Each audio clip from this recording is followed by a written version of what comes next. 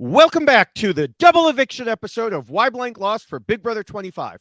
I'm David Bloomberg, and with me once again, of course, is my co-host, Ovi Kabir, who I promise I won't blindside with just a few minutes' notice.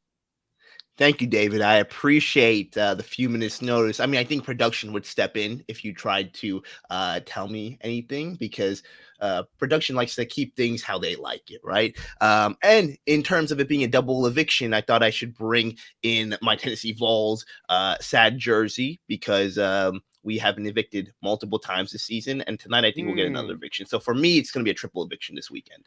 Well, see, I brought in a different university shirt this time because this is what I feel like through some parts of this season. It's the University of Hell. Oh, come on.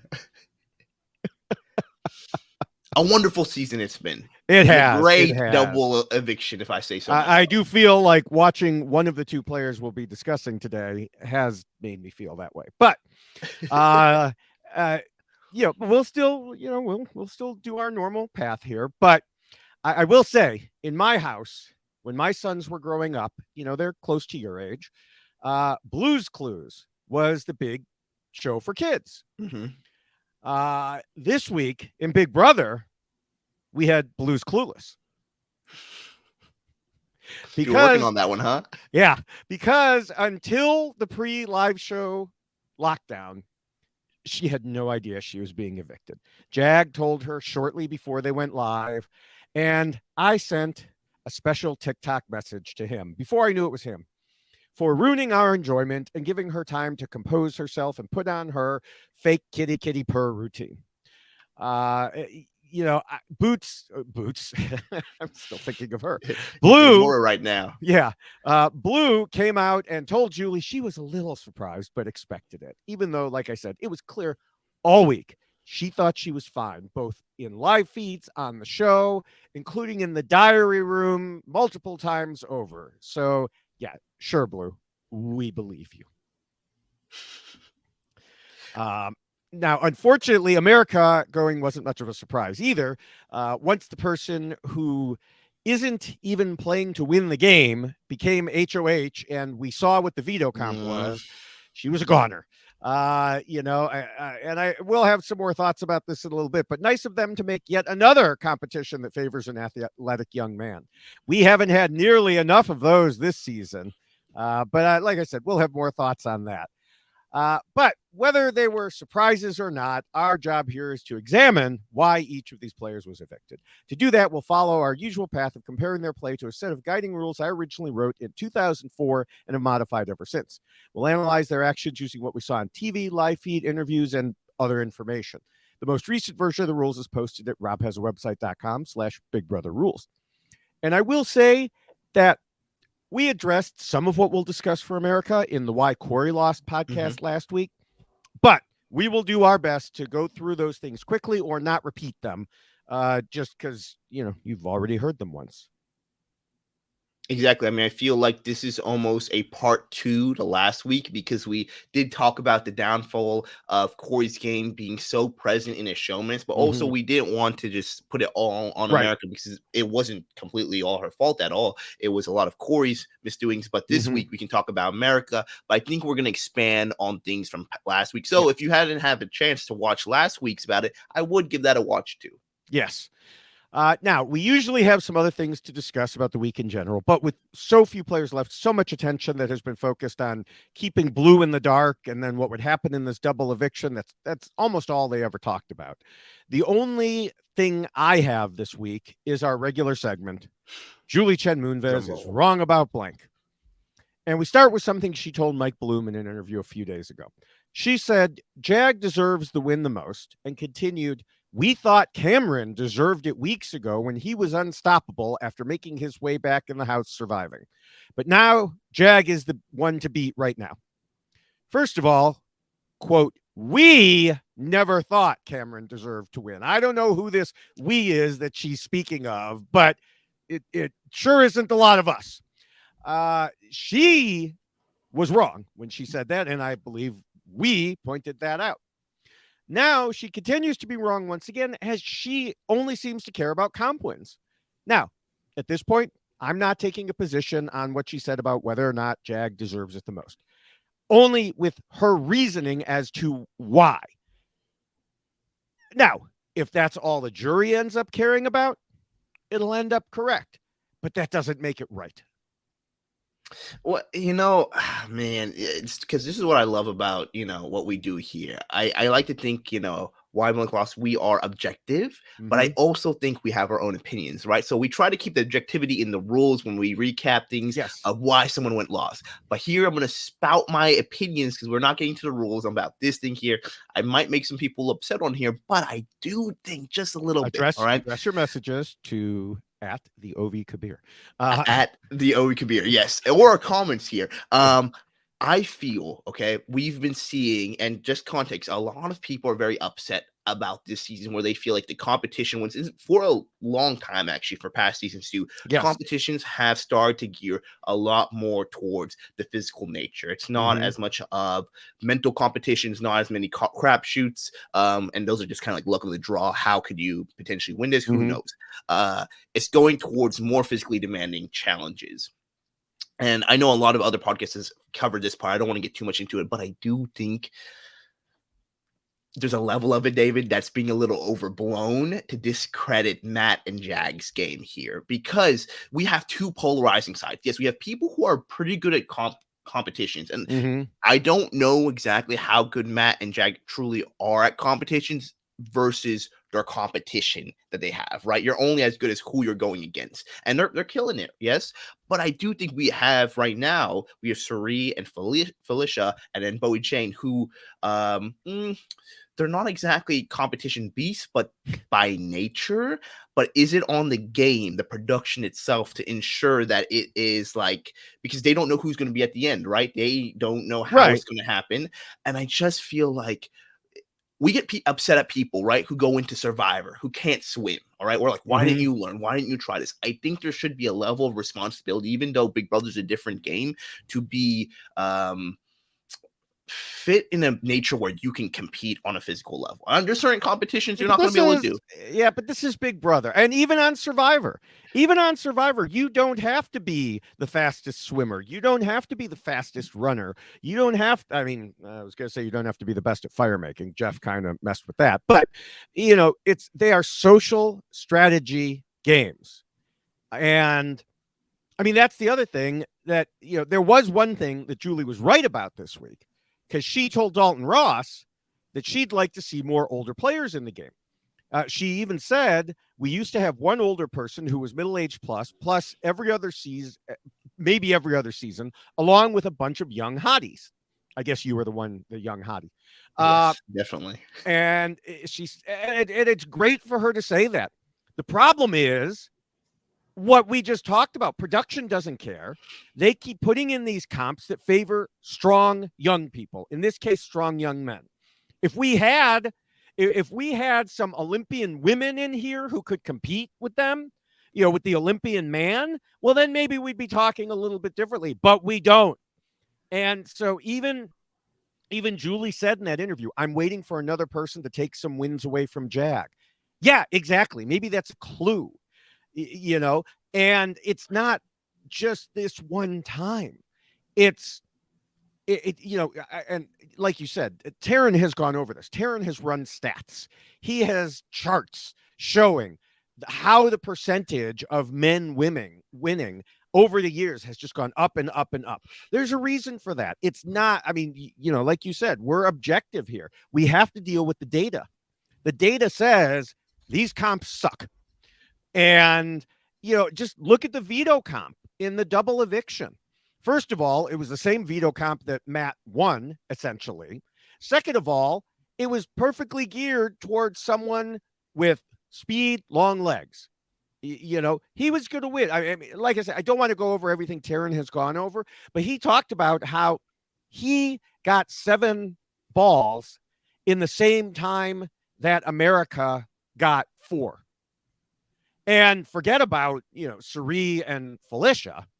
And then Bowie Jane, for some reason, was dropping the small ball in. I just made a TikTok of that. I have no idea what she was doing, or more likely, she had no idea what she was doing. But, these are the comps that we're talking about. They're all running around.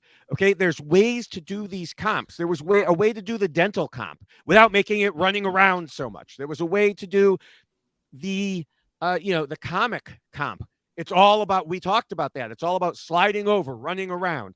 There was no way that anyone was beating someone like Jag or possibly Matt on that one. And so if they want more diversity in age, in body type, in all those things, which they should want, they have to reflect it in the comps. Yeah, but I mean, we say that after a Bowie Jane win of an HOH, right? And she could have chosen to put Jag and Matt on there. I mean, the opportunities are this there. Is Bowie Jane. I know it is, but I think people are discrediting the social elements that Matt and Jag are in the game that they haven't won just because of competition ones. I mean, yes, we can talk about Jag being voted out by another person, but it was Sari who saved him. So we're having the women who by the the numbers and what people are saying, we have women in the house who aren't able to win as many physical competitions, keeping these physical men in the game, right? I mean, we have chances. Yes, but the thing is, that was one. Call it a crapshoot competition, because it essentially was. I mean, it was memory, but you're looking at these posters, you have no idea what the question is going to be, so you're just trying to get as much as you can, and then it's like, which one was wearing hats in it or something like that. It's like, I don't know. That's not what I was looking at that moment. And on top of that, I believe that Matt threw that to Bowie Jane at the tiebreaker. There was a lot of discussion of that. And so, if he hadn't, who knows, he might have ended up winning that one. And because there's only one of those for every, half dozen or so of the other type, okay, lucky you. You have a chance, if you're not an Olympian or otherwise, I say that, Matt really hasn't won that much. If you're not Jag, you have one chance in 6 to occasionally win something. Yeah. Now, did Sari blow that comp? Yeah, she had a 2-point lead and she blew it. It happened. She was debating between two of them and she just kept getting it wrong. But that's also why it's however many questions and not just stop at 3. If it had been one of those comps where you're eliminated for the first wrong answer, it would have ended up differently potentially. Well, definitely. But they need more of those types of comps, or they can even take the comps that they've used and just make them different. It doesn't always have to be running around. Not every comp has to be running around.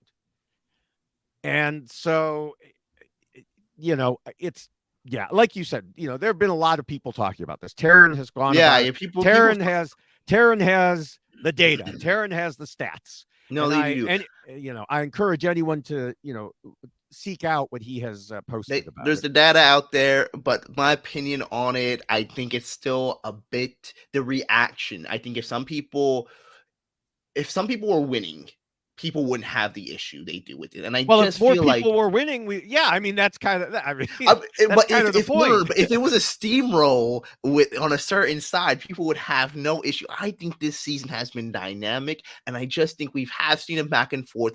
And I'm going to be honest right here. I think a Jag Matt final 2. I'm going to say, and Matt is my winner pick. I will say that. And I would go for 2 for 2 because I did Taylor last year, Matt this year.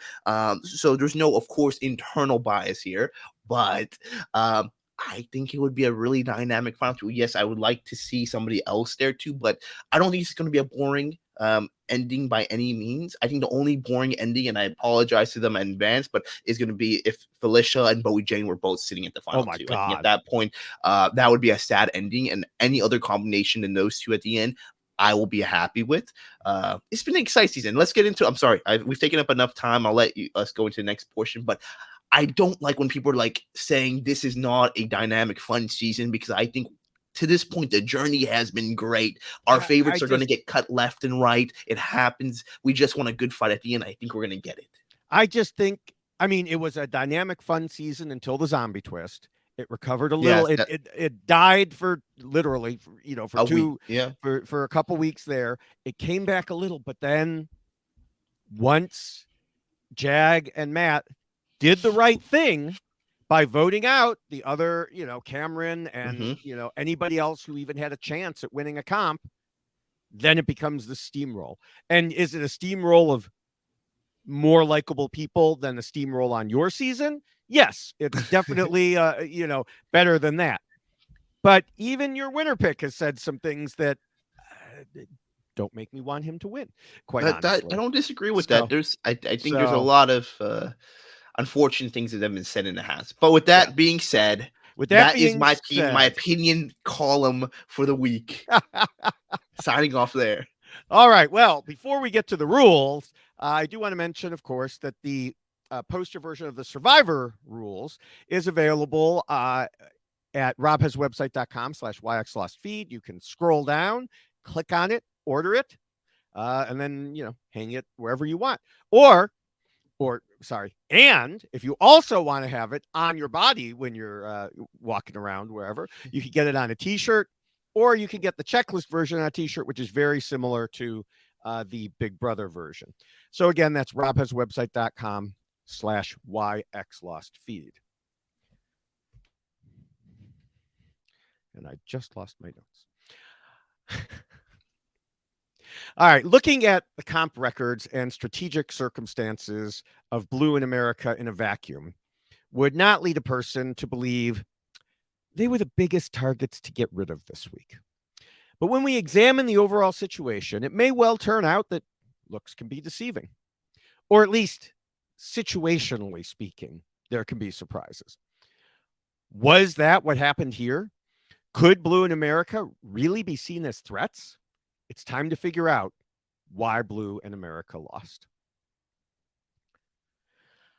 We start with the first and most important rule, which is to scheme and plot. And I have to tell you, the thing that impressed me the most was the way Blue hid the fact that she's a brand strategist. She's a strategist, Ovi, and she certainly showed it. Hold on. Sorry. My eye got stuck rolling too far back in my head there. No, Blue was not a strategist, and strategy in this game has approximately zero to do with being a brand strategist anyway. I will acknowledge that she had very brief flashes of what seemed to be potentially strategic thinking, but then she quickly went back to her usual, which makes me believe that those were like accidental or coincidental more than anything. Like she sort of accidentally ended at the right place.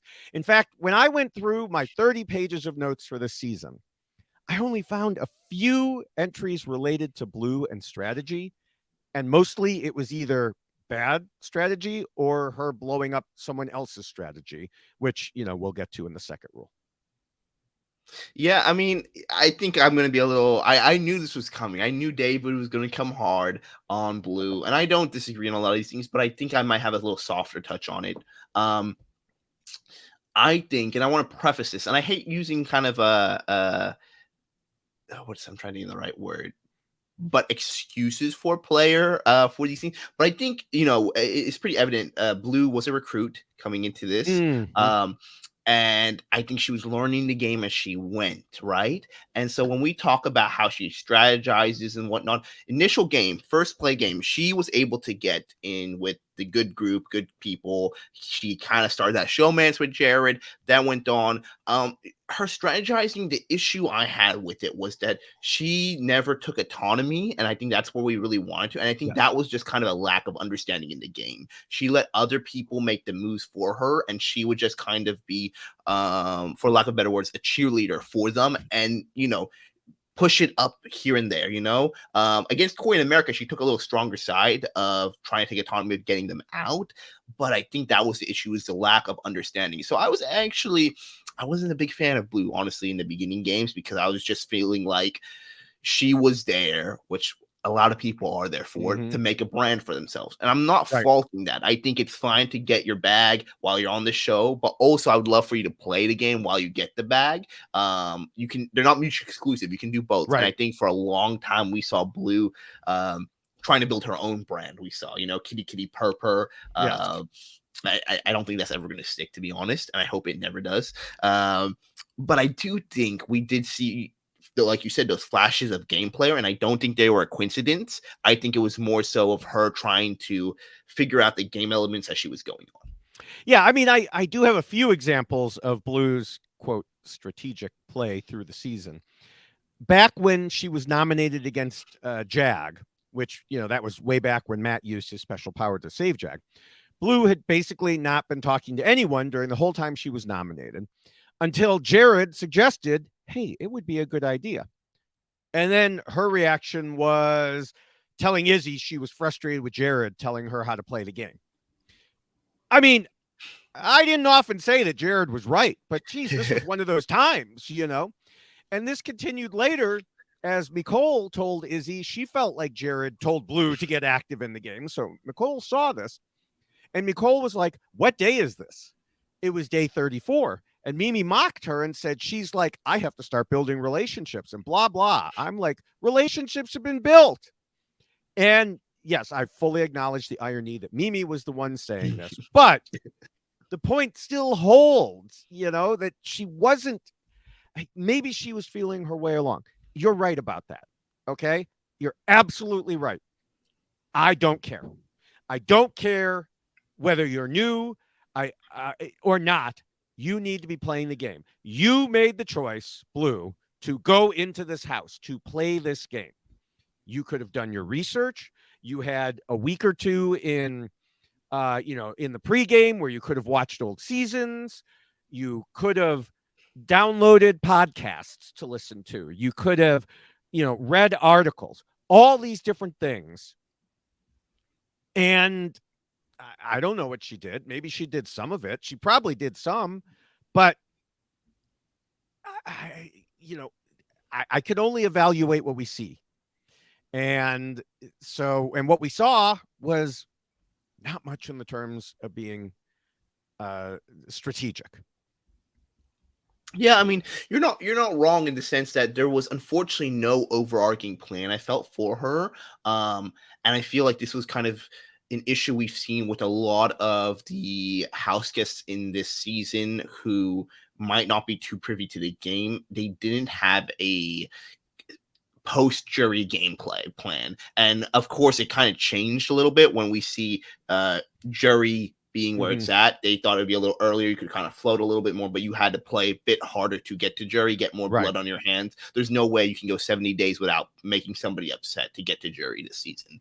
And I think that was the issue. They didn't have a complete direction, and by they I mean Blue. And I think for Blue herself, she needed a goal. After Jared was gone, the goal was to avenge Jared, and she stopped playing her game. Because I did actually really enjoy that middle portion of the game where Jared was still there and still a target. And I felt like Blue started taking some level of, I need to make my game with or without Jared. And that was hope. The problem was she would say that, but then she wouldn't do it. And or what she did do wasn't good. And we'll get to that in the second rule. But like at one point, she was talking to the live feed cameras, talking to us basically, and said that her strategy was to be underestimated. Now, you could say it worked for a while, or you could say she was appropriately estimated. But she had a high opinion of herself, even then. As she said in a separate time talking to the cameras, that she felt she was in control and playing her own game and was going to use Jared to do her dirty work while she also liked him. I'm pretty sure that never happened. Yeah, it's tough. And I mean, here's a funny thing is too, she kind of, when you mentioned, she talked about being a brand strategist and she's a strategist. I mean, I work with brand strategists every day. And I think she was successful in the parts of being a brand strategist because she was able to really portray the image to us and talk to us about what she wanted to do. We saw, unfortunately, beyond the sauce, and we were hoping, it's kind of like when you have I'm not saying she's a horrible product, but the idea is sometimes you see these things you want to buy, right? And they're just not good products, but the marketing behind it is so good. And you're like, I need to grab it. She was able to do that with a lot of her things, but unfortunately, her actions, like you said, did not go Mm-hmm. past that. And so in this role one, in her strategizing, that's the biggest issue is, and I don't want to put any caveats, right? But when you don't know the game, when you're not really attempting to play the game until the middle portion of it, and then your goal is to avenge your showmans, if that's how far your strategizing is going, you're not trying to win the game. And I don't think at any point she had a strategy to win the game, Yeah. because we just never saw any moves for that. And so for Yeah, I that mean, reason, after she was voted out, she was like, "Oh, this is what I would have done," but it was well, okay. You never made any actual moves to do that. Now, another thing that never happened was earlier, after again Jag had been saved by Matt's power. Um, you know, Jag and Blue actually had a good strategic conversation. It was that one night, that one shining night, where they both recognized how Suri was in control of everything. Do you remember that? Do you remember that night? yep. We thought, wow, they might actually do something in this game. They might actually flip the script. And then they went to bed. And it was like their minds were erased overnight because they got up the next morning and Jag was back to being Suri's best bud and Blue was back to doing everything with Jared. And it was like the night had never happened. And so I can't explain that. I don't. That's what I'm saying. There were these flashes, but then they went away. And now some people might be saying, "Well, wait, David, Blue got herself off the block by revealing information to Matt and Jag about what America had said. That was a strategic move." The problem is twofold here. First, it was the wrong strategic move because that information was intended to help her, and instead she turned around and spilled it all. And second, what we didn't see on TV was Suri told her exactly what to say and how to say it. That wasn't Blue's move. That was Suri's move. I mean, you make a beautiful point there that Suri, I felt like there was portions of the game where she used Blue kind of a spokesperson for her move she wanted to make. And I just wish we saw, and that's no discredit to Suri because she has to play her game, but I do think there was a opportunity for Suri to work with Blue even more so, knowing what we all know about her relationship with her. And it's weird that thing that never got addressed fully. Yes. But I mean, I feel like there was such a good way for it because that's where we see those sparks of brilliance actually through Blue is when she's working in coalition with Suri or somebody else. And I think she's really good at taking smart ideas that other people give her and actually making it into action items. I mean, we do see when she was with Jared, right? We saw her kind of shine above a few things because Jared would give bad advice and she would be able to do something the opposite of it. So it's either listen to her or do the opposite of it. But I do think the issue comes down to it is that she never formulated her own specific strategy for her own game. It was always in coalitions with others. Well, right. And she's been incredibly gullible the whole season. You know, she was believing the wrong people, ignoring the right people. And this was highlighted, especially in her final week, as she totally bought into Jag saying she was nominated to help win veto. In her exit interview, she said, "Oh, well, she wasn't really surprised when Jag told her the truth a few minutes before the live show. But as I mentioned in the intro, we saw her on live feeds. We saw her in the diary room. She put on a good face, but she was eating out of the palm of Jag's hand until that moment.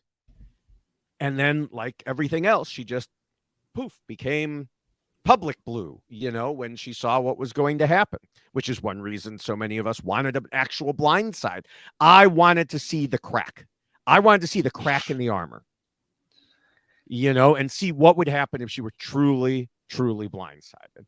Yeah. No, I mean, I think we talked about this. I want to say it potentially was actually last episode we talked about this where we said we saw other media of Blue before the show where she's done a few other little things and we saw that personality really shine out. And I mean, this will go kind of to other rules and whatnot. And we saw a different type of Blue, right? We saw, I feel like the Blue who put it on the show a lot, and then we see her differently be her genuine self on flashes in the like DR, not DR, excuse me, in the live feeds. I wonder if maybe the brand she was trying to build in the house, that was such a, or to the show itself, was so mind consuming for her. That took up all her, she wasn't strategized. She wasn't thinking that. I mean, that not even in a bad way. It's kind of like, when you completely focus on one part of an activity, if you're a perfectionist, it's hard to worry about the other things. I mean, I know so many times in my work, I've delayed things because I'm just like, I need to get this specific part right. And I'm like, take a step back and realize, what am I doing? It's not going to make the end result any much better. Focus on the product. And I think that might have been it for Blue. Yeah, I don't know, because there were times, and we'll get into this in later rules, like the fourth rule, where she definitely, managed to put aside her brand and do things that, do other things in the game. So, but yeah, I mean, the thing is, getting back to what I was saying, this wasn't the first time that she was certain she knew what was going on when she didn't. There have been examples since the beginning, but a particularly funny recent one was that she was certain Corey or America was the invisible HOH. And it was so bad that Suri told someone, I've stopped talking to Blue because you cannot convince her it's Jag, even though everyone knows it is. That's a perfect example. I mean, it is another, again, you could not convince her that Jag was doing something that, she just, strategically speaking, she just could not absorb these things. And, Mike Bloom asked her how she approached the situation with her refusal to believe that Jag and Matt would betray her this week. And she said the one thing she wishes she did differently was to keep Corey because he would have been a bigger shield for her. Now, I'm a little confused as to how she believes she had the power to keep Corey since she was just one vote. But okay, that's no more confusing than anything else she says. But she turned around after that and said she has no regrets, which, we've talked about this before. You were voted out. You should have regrets. So it's just, more of her not making any sense. Yeah, no, I mean, we talk about it often that your reality is your perspective. And if you're not able to, but willing to change your perspective on things and look at other people's POVs, you will never change your reality in the house. And I mean, I think, unfortunately, I don't know if it's a common occurrence with a lot of the house guests between the first and half a game where everyone really just kind of underestimated Jag. And I don't think people realize Jag became kind of a phoenix after his game. You were voted out. He came back successfully into the house and you have a new life. And I think the idea for him was, I want to play the game just balls to the walls. I'm going to do whatever I can, and I don't care if it's wrong, it's right. And we'll talk about this on Jag's episode eventually. But especially we see wrong, a different type of there. And I think people, especially Blue, who kind of underestimated Jag, were thinking he's in the palm of her hand. That's where it went wrong, because she didn't think that Jag would be able to or willing to do the move to kind of cut her out. Where Jag right now is like, I'm ready just to win this game and do whatever I need to. Yeah. I do have one more thing to say about Blue and strategy. She said both on the live feeds and then in interviews that she wanted to sit next to Suri at the end. Now, that's very nice if you just want to do it with a friend, But she said she had the best chance of beating Suri. That pretty much sums up her cluelessness right there. Like, first of all, you've got Bowie Jane right there. You want the best chance of beating anyone. Bowie Jane is right there. Choose her. But really, you think Suri, you have the best chance of beating Suri? Now, I know a lot of that is due to Suri's missed, but it just shows her cluelessness. I you know what? Here's something I want to push here, and I want to get to the next person, but I want your opinion on this, and because I'm interested too. Like we say, reality is your perspective in the house. Do we feel like the players, the jury, because it doesn't matter what we feel, do the jury and the players who are playing the house guests currently, they will respect Suri's game? And I say this because I think they might view Felicia and Bowie Jane as more of changers because they have win competitions. They've won competitions in there. They've taken certain people out there, regardless of if we feel like their targets are right. But also, too, Sari came in with an innate advantage into the house. So will that discredit her or be something that people will look at and be like, oh, wow, that was great? So, I mean, it depends who she's up against. I think, and I think it was on what day is today? On Fridays. This past week's either a live feed or the BB Q&A, which is a patron only show. Taryn talked about this, this question, and I agree with pretty much everything that he had said, which was they should be looking at getting Sari out. You don't want to face Sari at the end. She is a talker. And I know, they only get a couple of seconds for very fast. It's, we could go on a rant about the terrible way they end the show. They have all this time, and then they give them, pre-scripted questions that they get like 30 seconds to respond to. So, that's bad. But, Sari could easily say against Jag the same thing that Matt could. You wouldn't even be here if it weren't for me.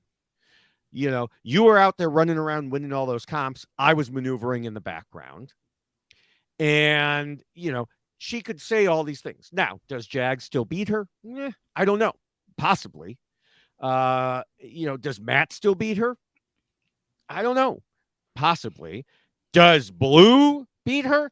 Under no circumstance. There is no world in which Blue beats Sari. Sari will be like, this was my game. Here's what I did. Here's how we got to the end. And Blue would be like, kitty purr. Hello. Yeah, So, it wouldn't be a very. I do wish we had if I had one power, I wish I could see all the alternate universes where we have each of the Doctor matches. Strange, where you can go into the see each matchup and see how it goes. A choose your own adventure book. Yeah. All right. Well, we have spent a lot of time on Blue in this rule, so let's move to America. Last week, you mentioned how Corey and America were an interesting showmance because both of them were trying to play their own independent game. America kept attempting to reach out to others and strategize, and unfortunately, as we discussed at length last week, she just wasn't very good at it because she kept trusting the wrong people. And we'll have more to say about that in the second rule, as we did last week. But it's really a combination. She tried to play her game while working with Corey's game, but she just kept getting things wrong. Yeah, I mean, we talk about this in a lot of words last week, but to reiterate and make it smaller, we just found that when her strategizing was going, I don't want to bleed in too much into rule 2, but she did a little too much. And her strategizing wasn't targeted right. I think that was the issue. She had strategy she wanted to do, but I just feel like she didn't sit on them long enough before she tried doing it. And this is not to say America isn't a very smart woman. She's definitely very capable. And at some points, I think before she realized it, she was on the wrong side of things before she knew it. Well, and that's it. I mean, you say she was on the wrong side of things. I think she put herself on the wrong side of things through a variety of things. But first, I just want to note that unlike Blue, America was actually a fan of the show and the game coming in. She was a confirmed live feed viewer when she could, or at least followed summaries on Twitter when she was busy. She came in knowing what she should do once she got in there, but things didn't go as planned. A big part was in relation to not winning comps and therefore not having any power and things. But also in just the way she strategized, which, like both of us have said, we'll have more in rule 2, but there were some things, from the start that haunted her. And one of these was she put herself in bad position early because she was part of the Riley Alliance and mostly just hung out with them rather than reaching out elsewhere. She, because of that, found herself outside the Sari orbit, never really did get into that group. And, there were many attempts, often spurred by Corey, to make her feel comfortable, but they just kept not succeeding for a number of reasons. Like they would create an alliance, like, here, America, here's this alliance just for you. And she's like, yeah, BS, and she was probably closer to Cirie in the final days than she was in the whole rest of the season. But in the meantime, she made other choices as to who she would associate with strategically. And other than Corey, they were mostly unreliable. Yeah, I mean, Corey became a bit of a lifeboat for her in a lot of ways. That Showmance gave them both floating powers, where it was a stronger in duo. But we did find that she really didn't. The scheming and plotting goes only so far, and that's why it's only one of our rules, right? It goes only so far when you just do it by yourself. And I think there's kind of an interesting difference we have between Blue and America in this situation. We had Blue, who never really schemed and plot individually for herself, but did it in coalitions and alliances and groups. And that was actually where her brilliance came through. Versus with America, I would never use the word brilliance with Blue. I'm sorry, I have to object to that one. But okay, we'll find a different synonym that's a little less than brilliance. But we saw sparks of potential prowess, all right, for Blue in this. Is that good? While for America, we unfortunately really never saw her when she was scheming, plotting. It was moves made individually, even not in sometimes, actually in most steps, in step with Corey. It was despite being with Corey, she was making these moves. And I think that was kind of the unfortunate part of it, because it was a little too late when she started trying to work with other people. And I think we have, again, I think this is a very interesting parallel of people we have, because very different people and very different play styles, recruit, fan, and we see them both on each spectrum of it. More so with America, I think she was such a fan that she overthought certain moves. She started doing things in the scheming and plotting she didn't have to, because she was such a fan. Yeah, she wanted the experience. And this is something that we often talk about, especially recently on Survivor. They want the Survivor experience.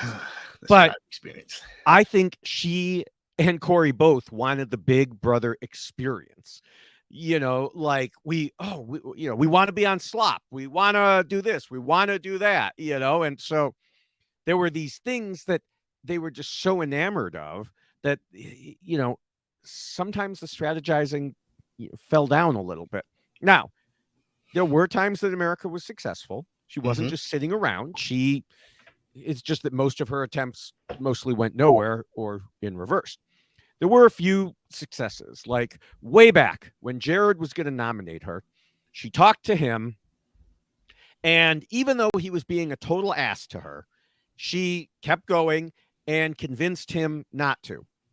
Or rather, she then talked to Cirie, and Cirie believed her enough at the time to tell Jared not to nominate her. But one way or the other, America convinced Jared not to do it. She put in some work, and it paid off. So it did occasionally happen. But much of the work America did, unfortunately, went in the other direction, which takes us to the second rule, which says not to scheme and plot too much and to keep your scheming secret. And, it's no hint this was, not America's specialty, or it's no secret that was not her specialty. Last week, we discussed whether her oversharing directly caused Corey to be voted out. And among other things, we said that Matt and Jag probably would have reached that conclusion eventually anyway. So if we consider for a moment how things might have gone. So this is one of those alternate universes you were just talking about, okay? So if Matt and Jag hadn't realized, the situation would have been Blue gone, Corey still around. Well, then you have to wonder, would Corey have won the HOH comp instead of Jag? Possibly. But considering the way things have been going, seems unlikely. If he hadn't, well, then you would just have Corey and America on the block together this week instead. Corey would have probably been voted out unless he had won the veto, in which case it would have been America. And then unless he had won the HOH comp in the double eviction, he would have gone second Thursday night. So barring a circumstance where Corey wins an HOH comp, the end results would have been the same. And I know America told Dalton Ross she thinks Matt and Jag might have stayed true to their supposed Final Four with her and Corey if she hadn't spilled the information to Blue. That was never going to be the outcome. Those two were never going with Corey and America. just like they're not going with Suri and Felicia. Sorry, it's not happening. If it's up to Matt, they might take Suri, but it's they want Bowie Jane with good reason. And she even followed up to Dalton saying, I think Matt and Jag were just looking for an excuse to come after us, and I gave it to them on a silver platter when I told Blue all this stuff. Yeah, exactly. They were looking for an excuse. You gave them the excuse, but they would have found another one. I mean, exactly. I mean, to that point, she continuously was leaking information she didn't have to. And it was one of those things where it becomes a hindrance to the people you're giving information to, because you don't know what else. You can't trust her. You can't tell her this information. So by oversharing this, and I think this rule is going to be harped on a lot for her because it impacts every single other rule we have with her, because it becomes a downfall for America. And I think, it's so interesting because she is such a fan of the game. And so she could really, really have great reads. She was able to see the power dynamics week 2, essentially, where she kind of talks about, she sees Sari and Co. She sees what's going around her. And she was continually always talking about how, we're on the bottom. We need to figure out how to get this and maneuver this. She could see it happening. But I just think, like you said, the Big Brother experience really hindered her in a way, because she wanted to talk about this. She wanted to be the little finger. If you guys are Game of Thrones fans, give the secrets away and things like that. But the issue is, everyone knew where the secrets were coming from. It was America. And yeah, I don't even know that she wanted to give the secrets. I think she couldn't help herself. Okay. And she later on, it's a bit down here in my notes, but well, we'll get to it. I just think she couldn't help herself. Now, normally we talk through the moves that each player has made along the way. I can't bring myself to do another week of talking about all the times America told people things that she shouldn't have. I have note after note after note of different people saying they couldn't trust her, they didn't trust her because she told people things. I think it literally covered almost everyone who was in the game for any length of time.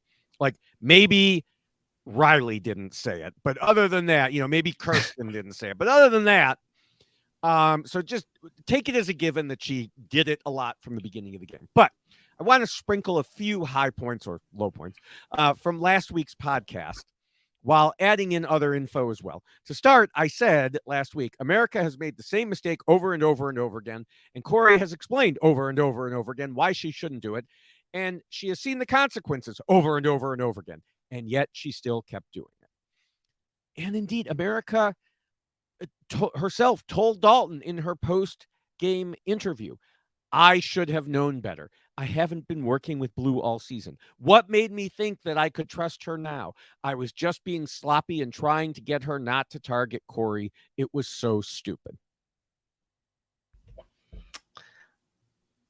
I think that's going to be also another issue we have with America. And it's interesting because America played a really fun, dynamic game and made a lot of fans of her.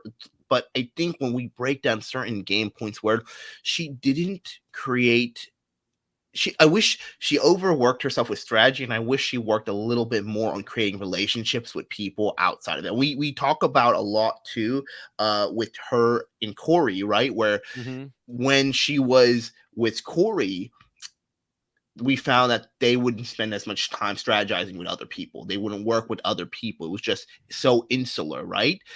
But she had that problem a lot too, regardless when she wasn't. We're getting into Rule 5 at that point. But, yes, yeah. But what I want to say too is, when it kind of goes in counterparts, because then it looks like when you don't do it, it backstabs people when you don't even want it to be. Because she was backstabbing people she'd have relationships. Even they thought maybe they were working with her. They didn't view it as a backstabbing of her because she hasn't been working with them. Right. And they felt when she shared secrets there, it would be a counterpart, because they're like, wait, we haven't had these relationships with, why are you trying to do these moves with us? You're backstabbing us as well. Yeah. So it really all comes back to play. I mean, I see what you're saying, but like, Blue and Jag were someone she had more or less friendly relationships with, she thought, for a long time. And the thing is that America sharing information with Blue specifically has gone on for almost the entire 80 some days. I have a note going back literally months about America warning Blue that Suri was a cutthroat gamer. And even back then, Blue dismissed the idea, but of course passed it on to Jared. I'm sure that contributed to what I said earlier about America never being able to get in good with Suri. Because, first of all, Suri already had, as we discussed last week, an immediate opinion of Corey being a snake from like day 1 or 2. And now America's going around saying things about her. Of course, you're not going to get into the inner circle that way. And also looking that far back into the game, America tried to warn Jag about Blue ratting them out to Izzy. Jag, who, recall, at that time was at least as bad as America in this way. He couldn't just take America's word. He's like, well, I want to talk to Blue about it. It's like, no, if she's telling you that Blue is ratting you out, you don't go talk to Blue about it. And, America wouldn't listen to Corey. Jag wouldn't listen to America. It was this whole circle. And it related to something I mentioned last week and how, Corey was telling her, hide how close you are to Jag, but she wouldn't do it. And then she would further tell Jag everything Corey told her. At one point, and I just have to repeat this, Corey got so frustrated that he told Izzy his mistake was telling America anything, and America's mistake is being America. I still remember that. Yeah. Yeah. There's one thing I do want to note before we move on to this, because I think this is going to be. I was going to bring it up. A few more things to note. Okay, but go ahead. Yeah. I was going to bring it up in another rule, but I think it impacts that, but I think it impacts this as well. And I think when we talk about it, we have to look at all reasons why somebody does something for me, and why do they do this. And I wonder, that it's, and I think you would agree with this, David. We did see, unfortunately, a large level of misogyny against America on this season from everyone. There's always somebody on each season. I'm not saying it's right. It's not right, actually. And sometimes it's multiple targets, or sometimes it's centered to one person. There is a level of bias as people show and put it and pile it on them. We saw America kind of be the victim of this, where we saw people really just judge her in so many different ways, from the men and to the women, judge America on a total different scale than other people. And I wonder if this made her feel like she had to overplay. Like, I feel, I've, for example, I always hear about it from my partner Hannah when she talks about sometimes you feel like you have to work as double as hard to show face, because people will view you as not, if you're doing something else, you're on your phone or whatever it may be, on your break, people at workplace or other place will view you as, oh, they're not doing enough, because it's a level of inserted bias, right? And so I wonder, because we know it impacted a lot of different parts of her game, where in different rules, pretend to be nice, social game, etc. But I wonder if it impacted her in this portion, where she knew people were judging her for different things, and she felt like she needed to break out this stereotype they're putting on her as being a, deceptive woman. So she'll tell them the information. I don't know. I mean, we never heard that from her. We never saw that. I don't think she really felt that way. I don't know. I mean, yeah, no. She, and this, gets to the part that I was looking for earlier when you were talking, because she told Mike Bloom in a post-game interview, I know this game. I know better. My strategy going into this game is like, oh, just shut my mouth. I know that loose lips sink ships. And still, I just couldn't help it. I'm just so honest and blunt outside of this game. Being in there, and you have so much time. I don't think people realize how much time there actually is. We're all just sitting around looking at each other, doing nothing. After a while, this is the key. After a while, you get bored. And I'm like, you know what? Let me go tell Cam this little secret. It's just so tough to keep your mouth shut. America, I understand there's a lot of time. I would be bored out of my friggin' mind. I can't go wait in a line for 10 minutes without looking at my phone. I understand, okay? But if you are a player and you shouldn't tell people these things, the solution, stay with me here, is not to tell people these things. do anything else. Talk about anything else. Don't give away secrets. It's tough. It's tough in that Big Brother house to not give away secrets, and unfortunately, we found herself doing that a little too much. I mean, I think the sad thing I find of this rule too is that she had somebody to give her secrets to. She had Corey, right? She Right. had Corey to But they share were that but information with. she was sharing what Corey said, I so she know. couldn't share it back to him. They needed to Uh, role play. Like Corey needed to say, okay, now pretend I'm someone else. Now pretend I'm Jag, and you could tell me all the secrets, and maybe yeah. that would have helped her. But, you know, I do want to say now we haven't gotten to Blue yet. And she suffered from some of these same problems, actually. Throughout much of the first part of the game, she was like an information superhighway herself. Hmm. Stuff came to her, and she sent it back out all over the house. Suri would tell Jared something. Jared would tell Blue. Blue would tell almost everyone else over and over again. Back in mid-September, Suri asked Jared if she could tell Blue things and Blue wouldn't tell anyone. And Jared was like, oh, yeah, absolutely. Not realizing that Blue was already doing it all the time. Yes, but she did keep probably the most important secret in that house till honestly Yes. she was evicted. And that was the secret of Suri and Jared's connection. If she even remembers it. I mean, that's the thing. It's like for her, yeah. I mean, go ahead. No, you're not wrong. I think that's going to be like the $1,000,000 question is, does she actually know herself? Does she truly know that they are mother and son? Because, well, such a weird circumstance, right? That never she pushes a little bit more to get information on that. She just accepts it as it is without realizing the true dynamic of. But I mean, it showed that to Jared, she was somebody who wouldn't leave all those secrets out there. I mean, I just don't think they're in the same level in that instance where Blue, yes, she did overshare and things like that. But honestly, in Blue's situation, her oversharing kind of benefited her game. It created more allies and created more coalitions for it. Again, that could have been just because of the positioning they were in the house for it and her connection to Jared.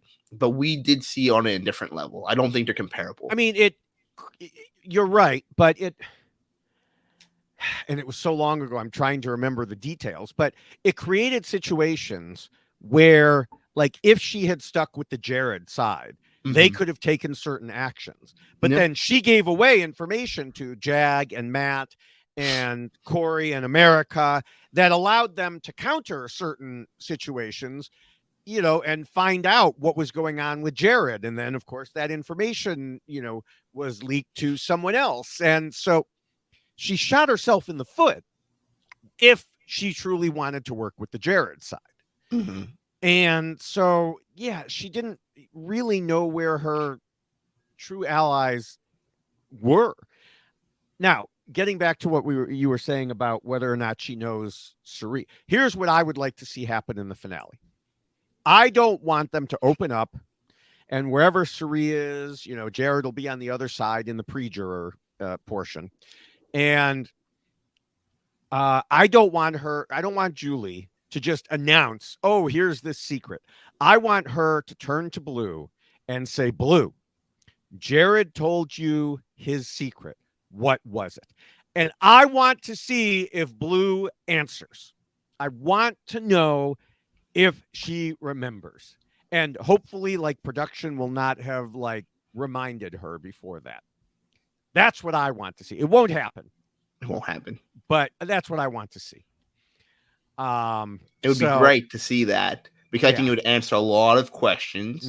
But man, I feel like the game would have just gone if she truly 100%, I guess, did know. You would think something different would have happened in the level of.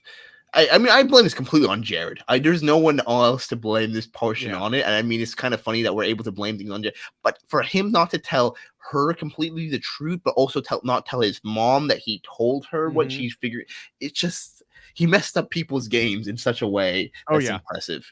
Yeah. All right. Well, we can move on to the third rule, which talks about the need to be flexible. Now, how do you think Blue did here? Well, she was flexible in ways that she maneuvered the game.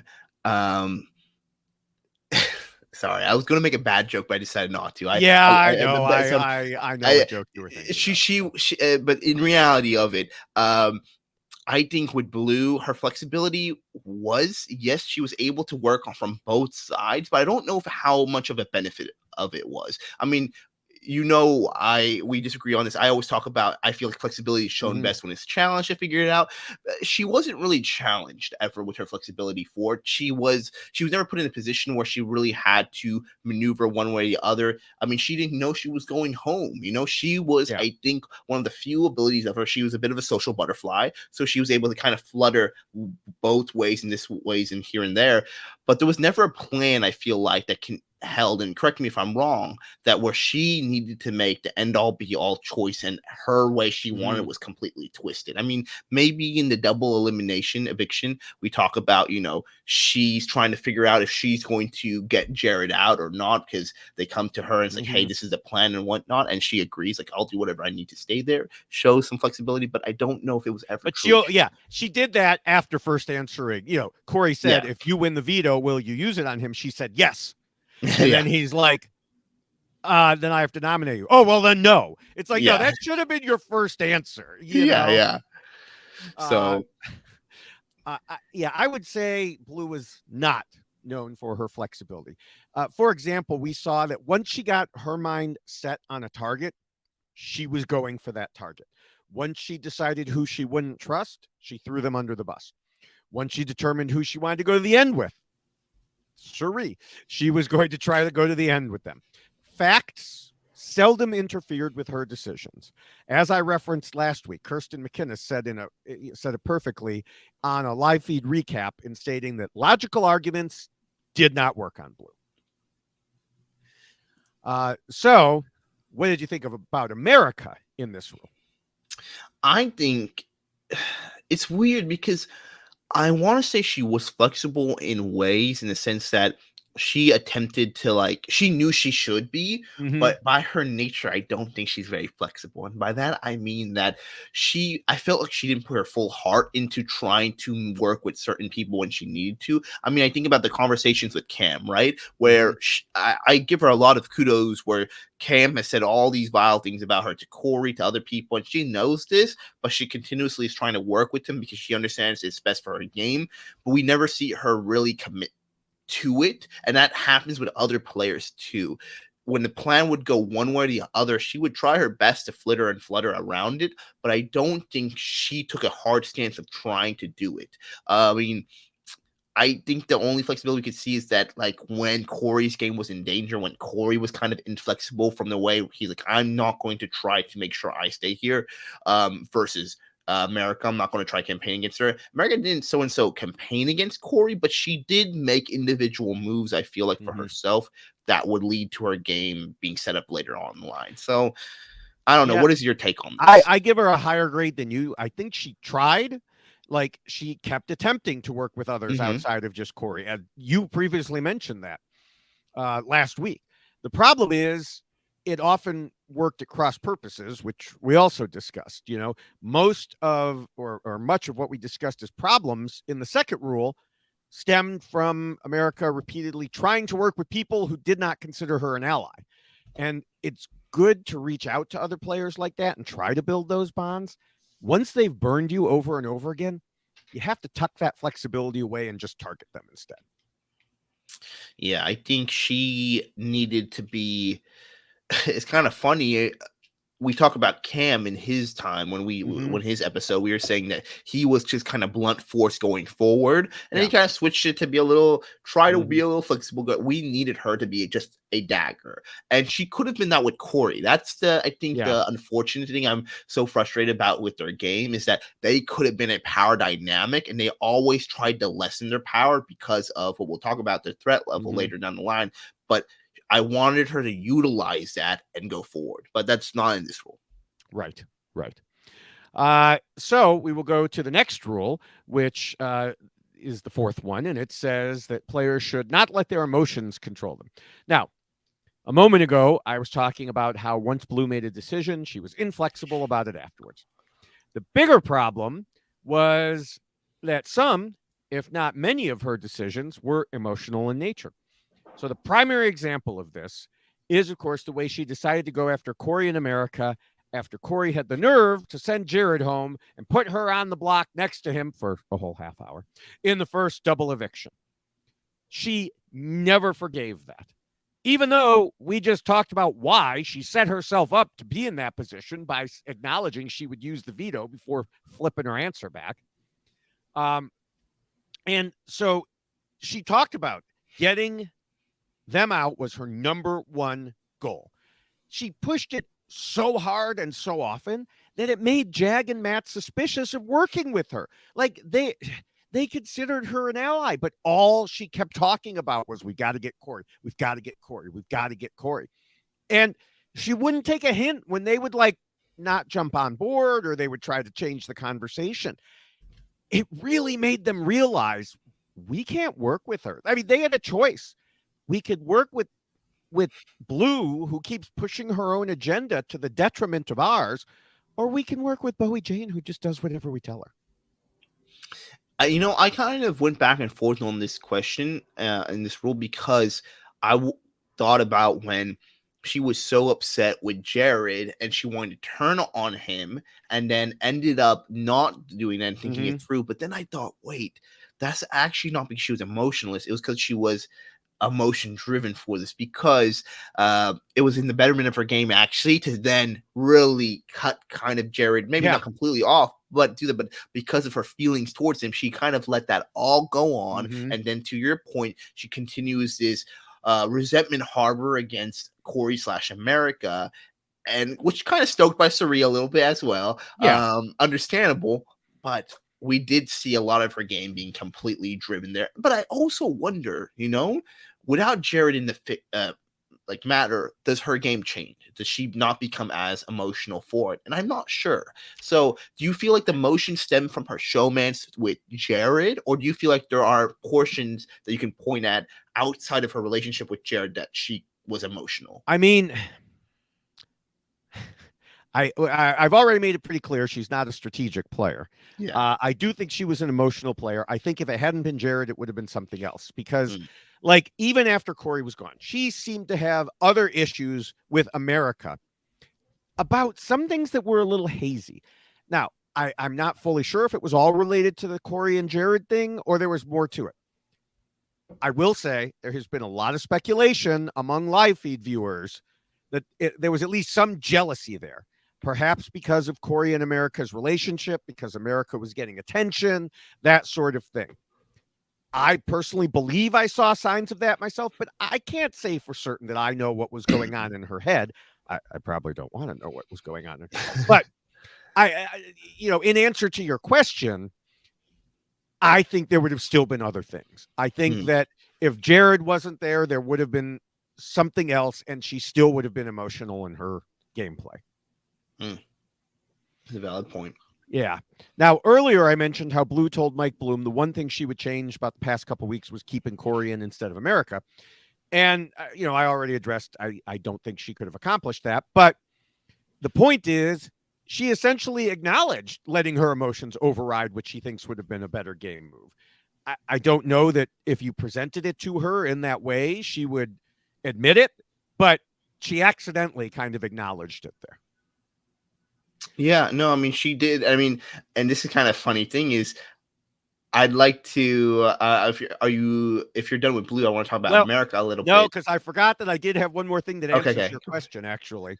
So we could go back to when she and Jag were on the block together, which, again, was the time Matt saved Jag. Blue refused to campaign against Jag because they were friends. She told us that specifically. Now, obviously, she didn't need to, but she couldn't be sure of that, and it wasn't a strategic decision. So, again, that answers your question. Would she still have played emotionally? Yes, she was playing emotionally back then. She was friends with Jag, and therefore she would not campaign against him. End of story. That's a good point. That's a good point. Yeah. I do think it's funny because you brought up what I was going to say, the interview questions afterwards, where we Mhm. have people being interviewed from between America and Blue. I think if you look at America's answers to, I think it's Mike Bloom's maybe one word responses for each person. He asks you, give me a Mhm. word to describe each person, and she just goes in on every single player. I mean, Yeah. she calls Felicia farter. Farter. Yeah, and she goes just and she's like, Jag, lazy, maybe Thumbs competition up. beast. Oh, we got the thumbs up We there. I got the guess thumbs up. agrees with me. Yes. She just goes in on each person. I think for America, I think it really clearly represents her game part two. Mhm. I think this is kind of why she did create such a fan base outside of that house where everyone is really just America fan. Because Not everyone. You'll never not get everyone. you're not There gonna is get no one everyone. who is universally loved in No, Big Brother, that is true. except you. Thank you. Yes. Of course, I Yep. 100% approval rating here, Yes. and I do think that was why people really did. She was a fan. She's strategic Mhm. in her moves, what she would try making, but she was emotional in her Yeah. game playing. We saw so many times. I mean, I'll let you get to it because I know you have the examples, but the fu she would throw when someone would make her mad. I mean, continually saw that, and I guess here's my question. Do we feel like the emotional driven game points were a hindrance to her game, or do you think they were a positive in ways? Um, well, okay. First, for the FUs, note that she did them behind people's backs. So she was able to express herself without them knowing it directly. Usually, I mean, she obviously started a big fight with Felicia. Well, I guess she continued a big fight that Felicia had started, but yeah, I'd say once America got into a showmance with Corey, things did change in terms of her decision making. She couldn't just do whatever she wanted because she had to consider how it would impact not only her, but him also, in theory. Uh, as we discussed, she often did those things anyway. But even her providing information to Blue, remember, I mentioned earlier, she said she did it to try to get Blue to stop targeting Corey. So if they hadn't been a showmance, she probably still would have spilled a lot of secrets, but she might not have spilled that Mm. specific one. Now, her relationships aside from the showmance also contributed to the problems that we already discussed in the second rule and last week.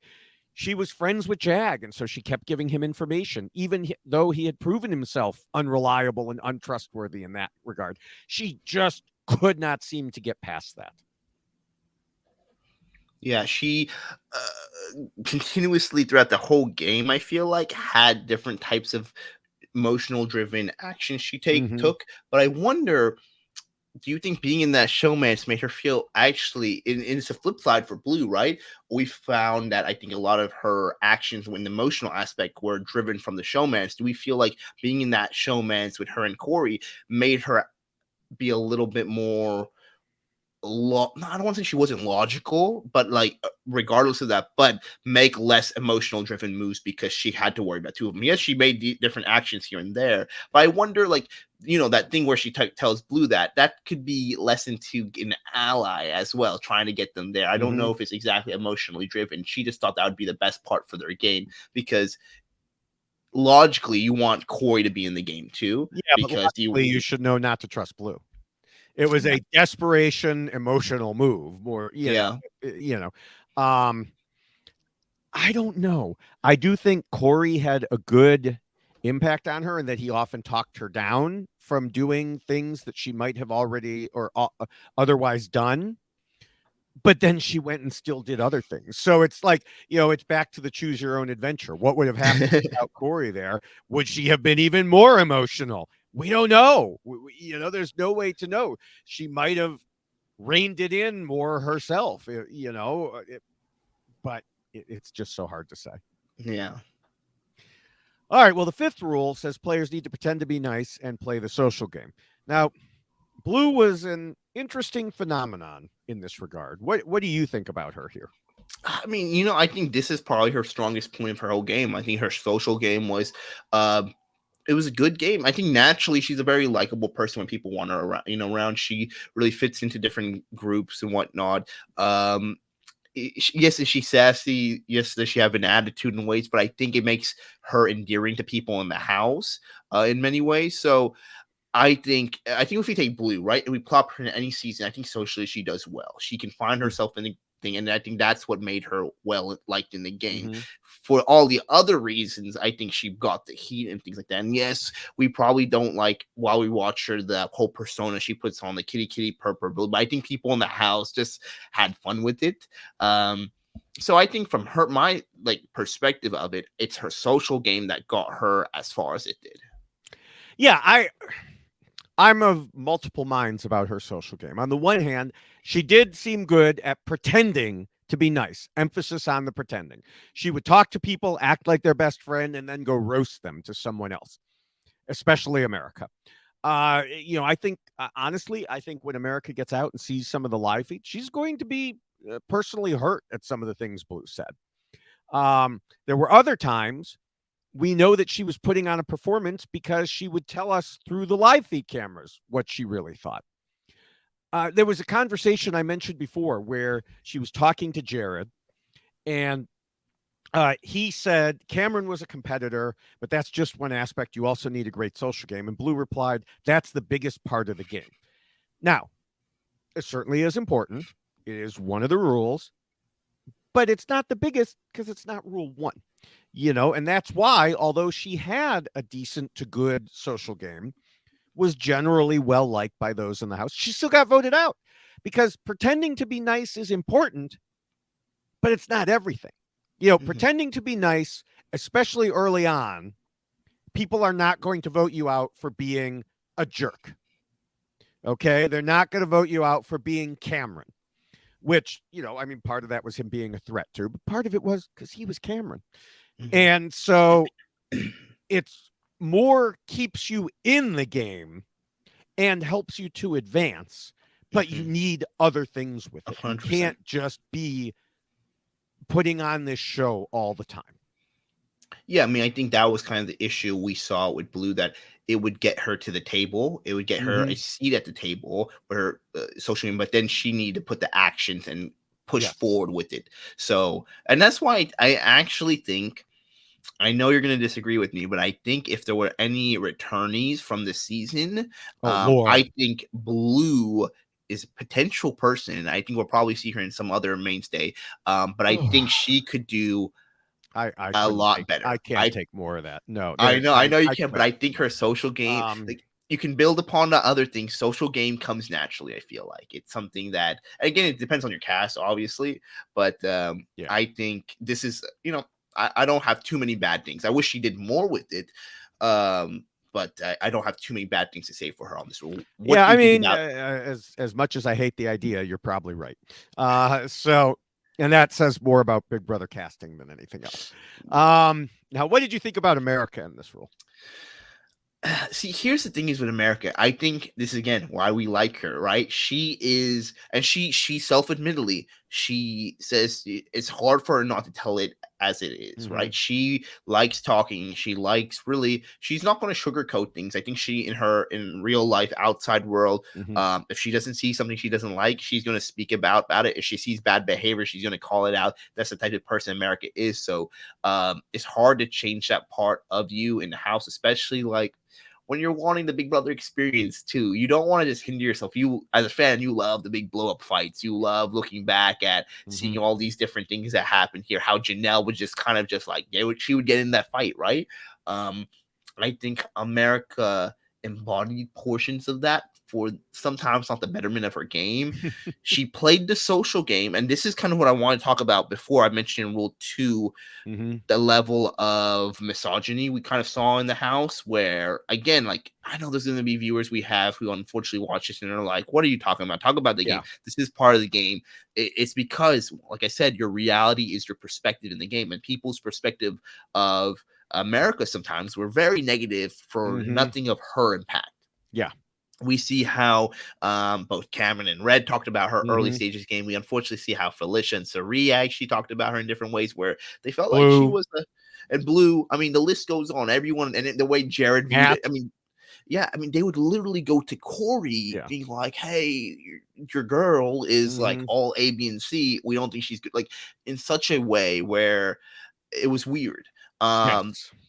so this is where I kind of struggle a little bit because I think unfortunately America's social game was probably the weaker point of her game in ways because we found people socially just bad mouthing her a lot. But Mhm. then is it all of her fault? I don't think so. You know, it's one of those things where I think some people needed a target to choose at. And I'm not saying there wasn't decisions she didn't make that Mhm. made it difficult, right?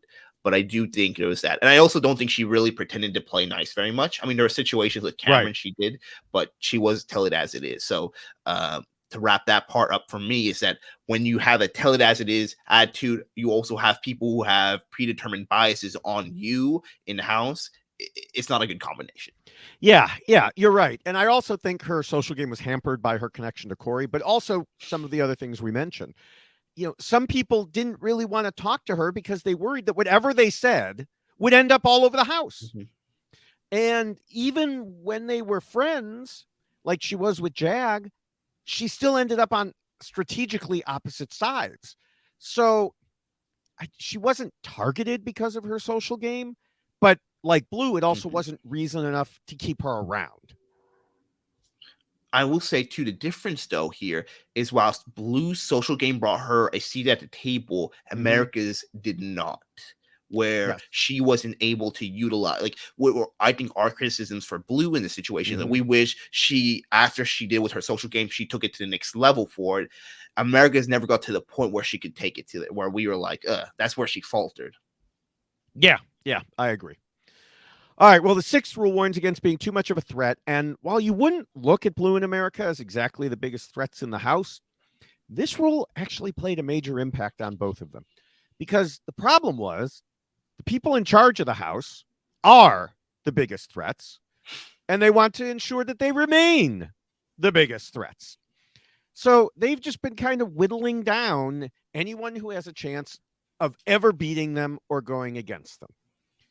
Now, part of the reason is that in this house it has been difficult to determine who's really on your side with many of the players. Julie has complained about this. Like, this is the biggest bunch of disloyal people. No, it's called playing the game, Julie. But it is a little different than in a lot of Big Brother seasons where you'd have two sides of the house and you'd know this side was with you and this was against. No, there was a lot of crossover in this game, and a lot of people would jump back and forth. And so if Jag and Matt aren't sure, are you really with me? Are you not really with me? It makes sense for, since they trust each other Mhm. and they trust Bowie Jane, target everyone else in order of their comp abilities. And really that left Blue and then America. Blue first on the list because she was more likely to win a comp and also was supposedly in a better spot strategically. In terms of comps, I mean, she won the part of the double veto where she just essentially picked a random number and happened to get lucky. But aside from that, she was doing decently. She wasn't winning, but like she came in second in the spinning discs, and Mhm. she held on there for a long time. She came in third in the wall. So for a change, Blue wasn't totally wrong when she said in her interview with Dalton Ross, Jag and Matt saw this as an opportunity to take me out as the strongest competitor. The thing was, she was the strongest compared to America, Sari, and Felicia. So not exactly the same level as an Olympian. No, I mean not the same level Olympian, but they're not wrong. And that's the thing is threat level is exponential as the game continues to go forward and who you have left with you. And you have this weird thing where this house has a really strong top heavy Mm-hmm. competitor group and it falls down right there. So while it might not seem from the purview of us comparison to this whole season, these two giants, right? You have Matt and Jag, Yeah. they're going to try picking off one by one the people who might, what we view not really big threats, but their threat level comes to play. And one thing I'm really quickly going to say, because I forgot to mention this in this last one, I think it connects to here. The major issue for American Her social game right here, I think, and I think for a lot of people, unfortunately, Matt and Jag, people don't credit them enough. They made Bowie Jane feel worthy. They made her Mm-hmm. feel included. And that was a major issue that almost all the other house guests, Sari, Felicia, Corey, America, did not do with Bowie Jane. And Bowie Jane, we have seen she has Mm-hmm. come, regardless of how she has come through in two critical winning moments of HOH.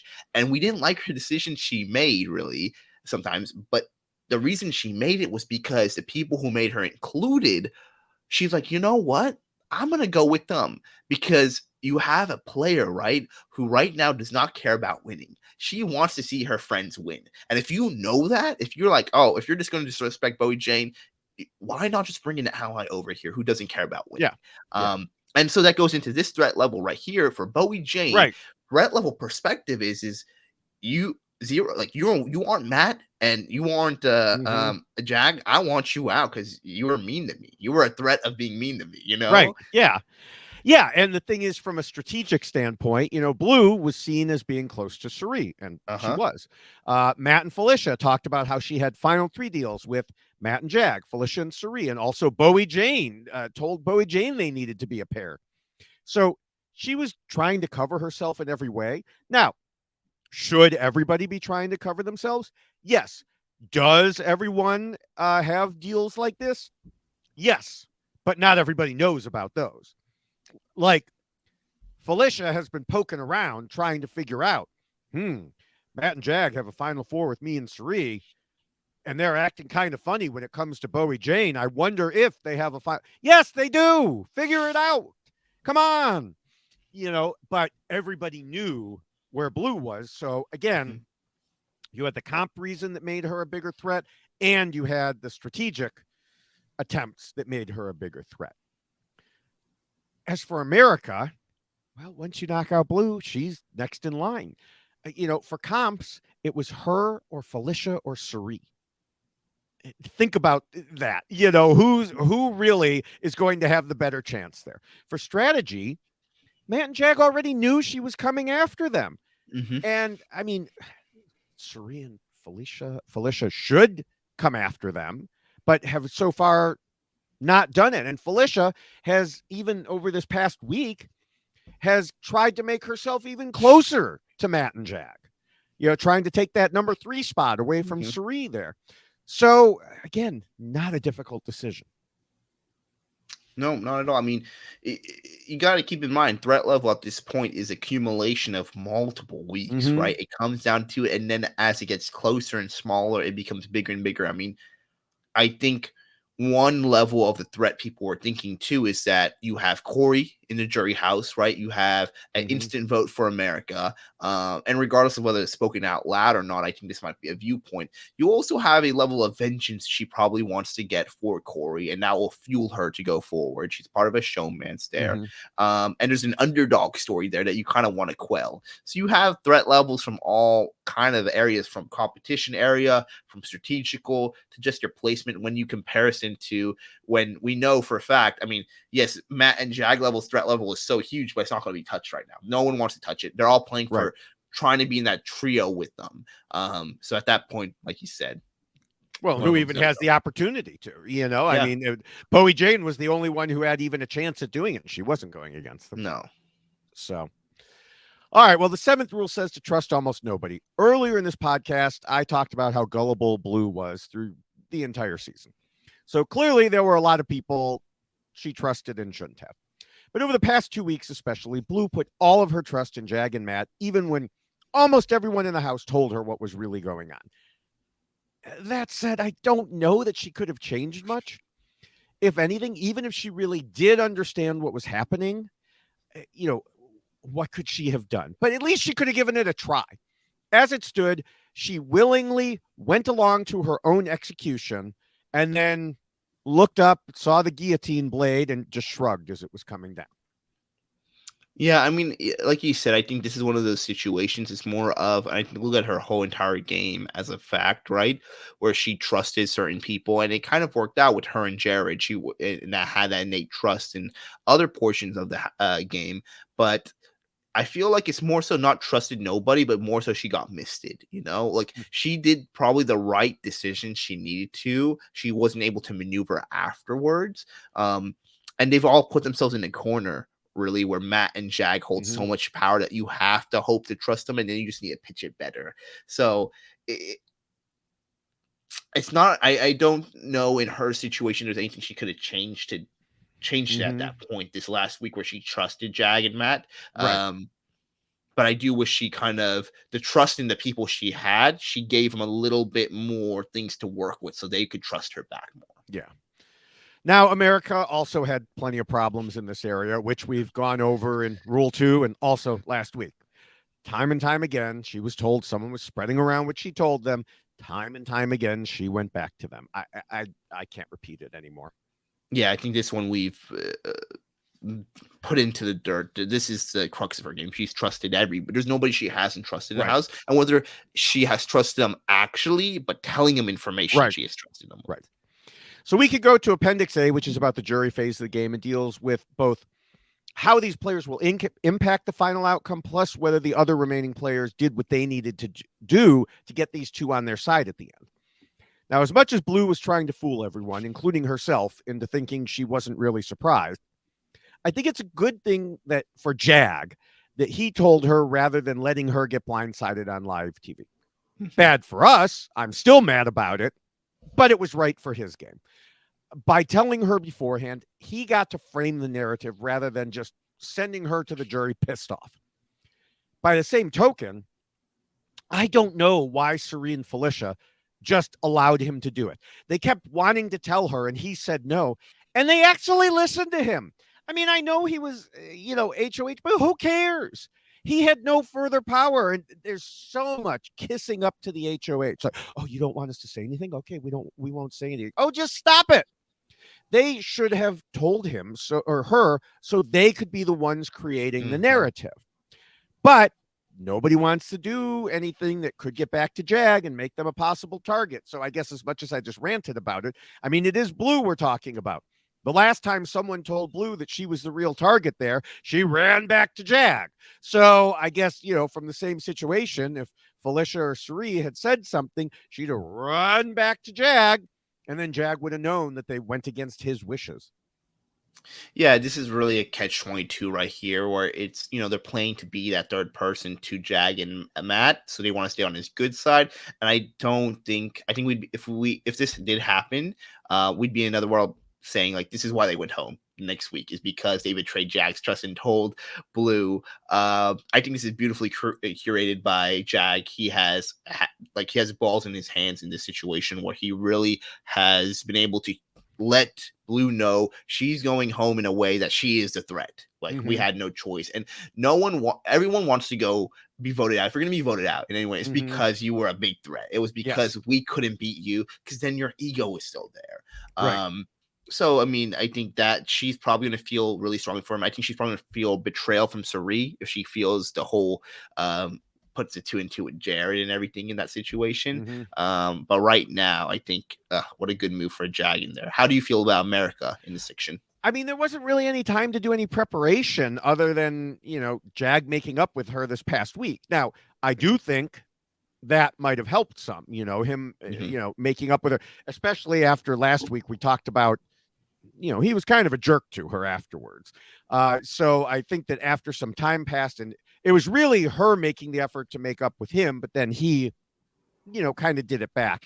I do believe she would vote if it was a Jag and Matt final 2. I think she would vote for Jag over Matt. I think so too. I'm not saying she's going to be bitter, but I think she says she's a bit bitter. And in her interviews, her answers, she's coming at people, and I think she is burned completely on Bowie Jane. There's no world where I'm just throwing out the obvious there. I think for her, she probably feels Suri and Felicia are standing too much on the side of things. Maybe as a game player, she might be able to view Suri and maybe Felicia in a different light as time goes on. But I think that's her feeling. And then you have Matt, the betrayal for not using the veto, feeling like she'll help him. This is a bad situation for him. I don't know if she'll hold it against him. I mean, I think in her interviews, she pretty much knew Matt was never going to use it. I don't think she'll view that as a betrayal. No, probably not. But I don't know. I think there's a level of pain she's going to feel understanding if you did something different. Yeah, But I think. then Go ahead. no, sorry, I was gonna say with Jag though in that situation, this is Mhm. probably the perfect way for her and Jag because he let her be and safe on. He's like, I'll take Blue out. She'll be the Yes. target. That happened, and he can literally say that like, hey. On my HOH, you were good. I had Right. no there. You were a Right. threat. I didn't try to push it one way or the other, but I kept to my word. Yeah. Yeah. As far as, who both Blue and America will vote for at the end, like you said, we know it won't be Bowie Jane based on the word association that both of them gave to Mhm. Mike Bloom. I believe Blue's word association for Bowie Jane was who? Um, and, so whoever can take her to the end definitely should. If it is Matt, Jag, and Bowie Jane at the final three, Matt or Jag, whoever wins that final three HOH, would be fools not to take Bowie Jane. I know they're best buds. I don't care. They Get rid won't. of the Minutemen. God, do you have any idea how sick I am of seeing that in diary rooms? But get rid of the Minutemen and take Bowie Jane. You will win unanimously. There is You no doubt. Um, Blue will probably value comp wins, which should put Jag ahead if it's someone other than Bowie Jane. I don't know how America will vote because I think that Corey will have some influence. But then again, Corey tried to influence her through the game and it, didn't necessarily work. So, um, in a situation where it's like Matt and Suri or something like that, I don't know. I really don't know who wins that one. So, we'll see as the next couple weeks progress. It's going to be very interesting to see. Mm-hmm. I have any clue. I think it's going to be a fun. I think there needs to be some combination of if it's going to be. I actually don't think Matt and Jag cut each other. I think they're going to go to the end. I think we're going to see a very Cody Derrick view. I don't I see think either of I them. think they I think Matt is more willing to cut Jag. I wouldn't be surprised on that one. I don't think Jag cuts Yeah, Matt. I think. that may be, but I think Matt. I think that it's in his head just enough that Jag can beat him. That Hmm. I think it's but it is about time to wrap things up for this week. So, what are your final thoughts on Blue in America? Wow, what different players on different types of spectrums of the game. One being a true recruit of the game, learning the game as it went, and then we seeing America essentially embodying the feelings of so many fans who want to play there. Both impressive in certain ways, flashes of what I'll say is brilliance, but then a lot of low times too. For Blue, probably a little bit more. I think she learned the game as she went. She made a lot of mistakes there, but ultimately I think she got the best experience she could have gotten, and she's going to leave this game a lot happier in the way she played than she might initially thought. So I think if she ever returns to the game, she could do a lot better. But ultimately, her downfall was really not knowing the game and not knowing how to strategize in a proper way. America, on the other hand, had the book coming into the house of how to play the game. She just couldn't follow the rules she knew that she needed to do that. Loose lip, sink ships. That was kind of the story of her whole Mm-hmm. game. Unfortunately, I feel like she got lost in the fan experience of it, but I hope she can take something out and enjoy the game. I don't know how she does if she returns the game because I think her own nature is just to play the way she does. She's fun to watch. I'm sad we lost her, but I hope she had a good experience. Yeah, yeah. Yeah, as you said, Blue and America are very different people in many ways, but they also had some similarities in the problems that caused them to get evicted. Blue had little idea what Big Brother was coming in, while America was a big fan. But it doesn't help as much to be a big fan if you go against what you know you're supposed to do. Both of them trusted people they shouldn't have. Both of them spread information far too much and too often. But in terms of difference, America had a much better understanding of where she was in the game and also where she should be. America knew how she should be playing. She just couldn't get there for a variety of reasons we discussed. Blue really didn't know what was going on a lot of the time, but she acted like she did, including right up until when she was talking to Julie after being voted out. Neither Blue nor America were able to wield any real power, especially later in the game, thanks to Jag winning pretty much everything. Worse, America gave away her shot to make it a little longer when she tried to help Blue and Blue turned it around on her.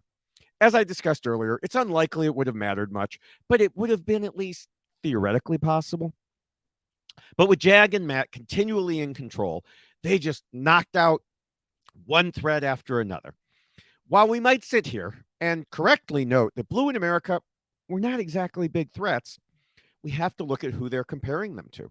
And although I still have hope for Suri, the game she's played along with her comp record has hidden whatever threat level she might have left in her.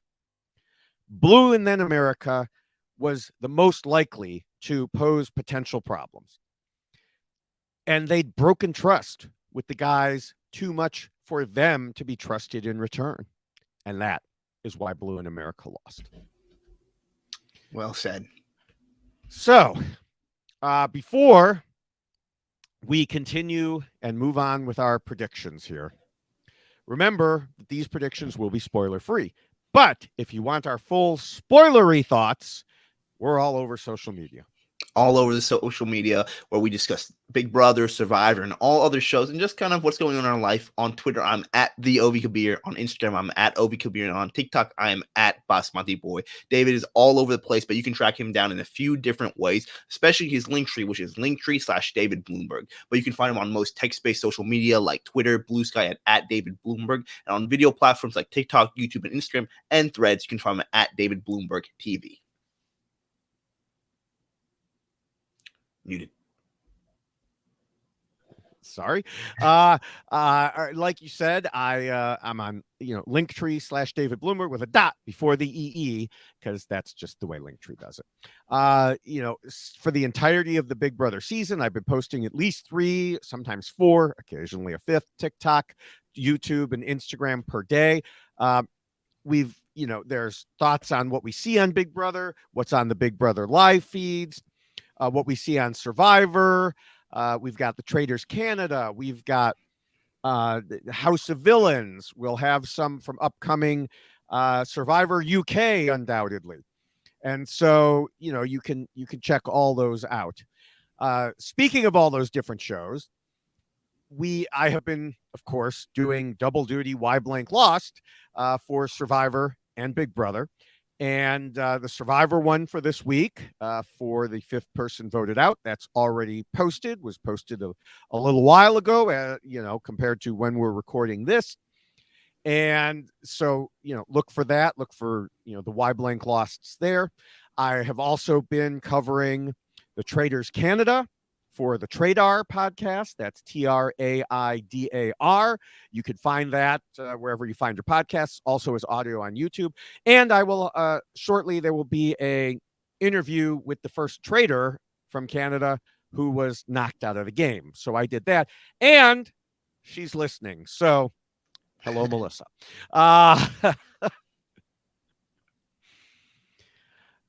With that, we can move into our predictions. Mm-hmm. Which, again, just as a reminder, spoiler free, won't discuss who the new HOH is, wrote these before the feeds even came back on. And, it's easy to say Jag wins HOH again. So I'm just going to say Jag wins HOH again. And, then we'll have another boring week because he'll nominate Suri and Felicia. It could get interesting because Matt will want to potentially keep Suri while Bowie Jane, I feel like, will want to get rid of her, but maybe not. I don't know. Things have been moving around a little bit this last week. And I think Bowie Jane was anti-Suri for a while, but may be more anti-Felicia now. Jag, I feel like, will want Felicia out after all the BS she's pulled over the past week. So I think that that's the way it will go. I think that Felicia, I'm not going to predict a Felicia win for veto here. And so I think that Felicia, after her, I don't know, is this 6 times on the block, 7 times, however many it is, I think she will finally be sent packing. Interesting. Yeah, I mean, I don't think it's any surprise to think that either Jag or Matt are going to win this HOH. My money's actually on Jag as well. I think he's going to repeat it. I think this is a perfect situation for Jag where he didn't win the double elimination, double eviction, excuse me, and Bowie Jane won it. I think, though, the target should be, and potentially will be after a lot of discussion, will be Suri. I think... Yes, I know they want it again, but I think when they break it down and realize that how much comp prowess do they're not going to get out Bowie Jane for sure. I think because they know right. she wants to go with them to it. Yes. So I think in my head it's between Felicia and Sari in this situation. So I think whether it might not be the initial there, I think the last few days when a veto gets played or whatever it may be, it's going to be Sari on the block come Thursday night. And I think they're going to realize, hey, I think she poses a threat to us. Okay. All right. Well, there we have it. We have our predictions done. And as we wrap up, I want to encourage people to check out our RHAP patron program at robhasawebsite.com/patron. Rob has so many patron-only podcasts like Big Brother, Survivor that I truly have lost count. So jump on board and support shows like ours and everything on the network by becoming a patron at robhasawebsite.com/patron. And make sure you're subscribed to all the RHAP podcasts by going to our YX Lost feed page or subscribe directly at the RHAP Big Brother feed, which you can find at robhasawebsite.com/Big Brother. You'll find all of the great content there, the daily live feeds, the stock watch, etc. So, if somehow you've made it this far into the season and haven't subscribed yet, I definitely encourage you to do that. Please do. And finally, we want to thank Scott St. Pierre and the whole RHAP and Reality TV Wrap-Ups behind the scenes team for all the work they do, editing and posting and everything else. We really appreciate everything they do to get our voices from our microphones to your ears. Thank you for everybody who's been watching and listening. Let us know your thoughts. I know this was a long episode. We're probably going to have a few long episodes coming up because this is how it's going to be. It's going to be a rush schedule in such a way because they're going to do a live eviction soon. So we're going to figure out. I'll let David kind of explain about a little bit more about that, but we're going to try covering everything we can. But let us know your thoughts. We appreciate all your voices. And let me know who do you agree with this week, David and I, on which opinion. Yes. And we'll talk more because, there was a Sunday eviction announced. It's, November 5th. So we haven't exactly figured out how we're going to cover that yet. We will let you know when we do, or it may be an after the fact thing. We'll just have to see. But thank you, Ovi, for joining me once again this week. Thank you to the listeners and viewers. We will be back again in 7 days. You can find me all over the place before then. So hopefully see you soon. Bye.